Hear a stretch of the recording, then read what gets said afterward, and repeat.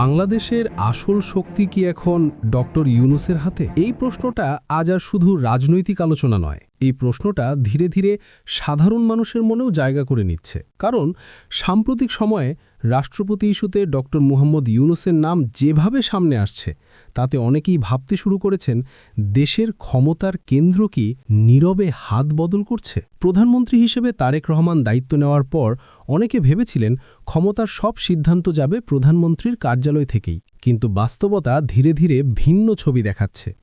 রাষ্ট্রপতির পদ, যেটাকে এতদিন অনেকেই আনুষ্ঠানিক বলে মনে করতেন, সেই পদই এখন হয়ে উঠেছে সবচেয়ে গুরুত্বপূর্ণ আলোচনার কেন্দ্রবিন্দু। আর ঠিক এখানেই ডক্টর ইউনূসের নাম উঠে আসা এই আলোচনাকে আরও ভয়ঙ্কর মাত্রা দিয়েছে। গত কয়েক সপ্তাহ ধরে রাজনৈতিক মহলে একটাই প্রশ্ন ঘুরে ফিরে আসছে, ডক্টর ইউনূস কি সত্যিই রাষ্ট্রপতি হতে যাচ্ছেন, নাকি তার নাম সামনে এনে ক্ষমতার ভারসাম্য নতুনভাবে সাজানোর প্রস্তুতি চলছে? কারণ ডক্টর ইউনূস এমন একজন মানুষ যিনি শুধু দেশের ভেতরে নয়, বিদেশেও ব্যাপকভাবে গ্রহণযোগ্য। এই গ্রহণযোগ্যতাই তাকে করে তুলেছে ক্ষমতার খেলায় সবচেয়ে গুরুত্বপূর্ণ একটি চরিত্র। বিশ্লেষকরা বলছেন, বর্তমান সরকারের সামনে সবচেয়ে বড় চ্যালেঞ্জ হল আস্থা। নির্বাচনের পর দেশের ভেতরে যেমন প্রশ্ন উঠেছে, তেমনি আন্তর্জাতিক মহলেও তৈরি হয়েছে নানা কৌতূহল। এই পরিস্থিতিতে রাষ্ট্রপতির চেয়ারে ডক্টর ইউনূসের মতো একজন ব্যক্তিত্ব বসা মানে একটি শক্তিশালী বার্তা দেওয়া যে রাষ্ট্র পরিচালনার সর্বোচ্চ স্তরে একজন নিরপেক্ষ ও বিশ্বাসযোগ্য মানুষ আছেন। কিন্তু এখানেই শুরু হয় আসল উত্তেজনা।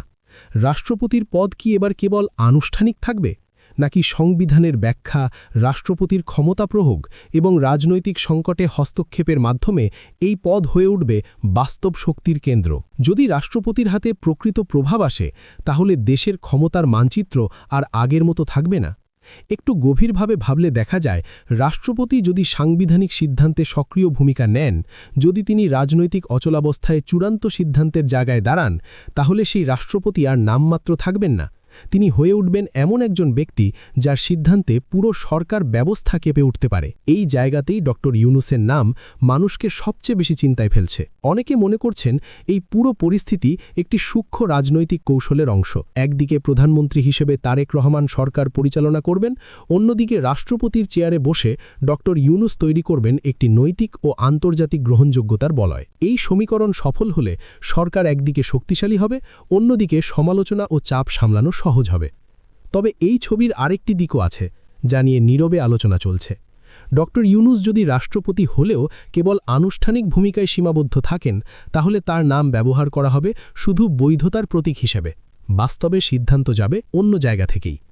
বাংলাদেশের রাজনীতিতে এমন উদাহরণ আগে দেখা গেছে, আর এই কারণেই অনেকেই সন্দিহান।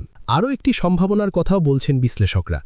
রাষ্ট্রপতির পদকে কেন্দ্র করে ভবিষ্যতে সংবিধানের ব্যাখ্যা নিয়ে বড় ধরনের রাজনৈতিক ও আইনি লড়াই শুরু হতে পারে। যদি এমন কিছু ঘটে, তাহলে তা শুধু একটি সরকারের নয়, পুরো রাষ্ট্র ব্যবস্থার জন্য বড় পরীক্ষা হয়ে দাঁড়াবে। এই মুহূর্তের সামনে তিনটি পথ স্পষ্টভাবে দেখা যাচ্ছে। ১. ডক্টর ইউনূস রাষ্ট্রপতি হয়ে প্রকৃত ক্ষমতার অংশ হয়ে উঠবেন এবং দেশের আসল শক্তির নিয়ন্ত্রক হবেন। ২. তিনি থাকবেন কেবল আনুষ্ঠানিক ভূমিকায়, আর ক্ষমতার ভার থাকবে অন্য জায়গায়। ৩. রাষ্ট্রপতির ভূমিকা ঘিরে নতুন সংঘাত ও সমীকরণ তৈরি হবে, যা দেশের রাজনীতিকে আরও অস্থির করে তুলতে পারে। এখন সবচেয়ে বড় প্রশ্ন হল, ডক্টর ইউনূস নিজে কি চান? তিনি কি এমন একটি পদ নিতে প্রস্তুত যেখানে তাকে বাস্তব ক্ষমতার দায়িত্ব নিতে হবে, নাকি তিনি শর্ত দিয়ে নিজেকে কেবল একটি সম্মানজনক মুখ হিসেবে রাখতে চাইবেন? আর এই সিদ্ধান্তের ওপরই নির্ভর করছে বাংলাদেশের আগামী দিনের রাজনীতি। বাংলাদেশ আজ এমন এক সন্ধিক্ষণে দাঁড়িয়ে, যেখানে একটি নাম, একটি চেয়ারের সিদ্ধান্ত দেশের ক্ষমতার ভবিষ্যৎ নির্ধারণ করে দিতে পারে। বাংলাদেশের আসল শক্তি কি সত্যিই এখন ডক্টর ইউনূসের হাতে যাচ্ছে, নাকি এসবই একটি বড় রাজনৈতিক কৌশলের অংশ? সেটাই এখন সবার মনে সবচেয়ে বড় প্রশ্ন।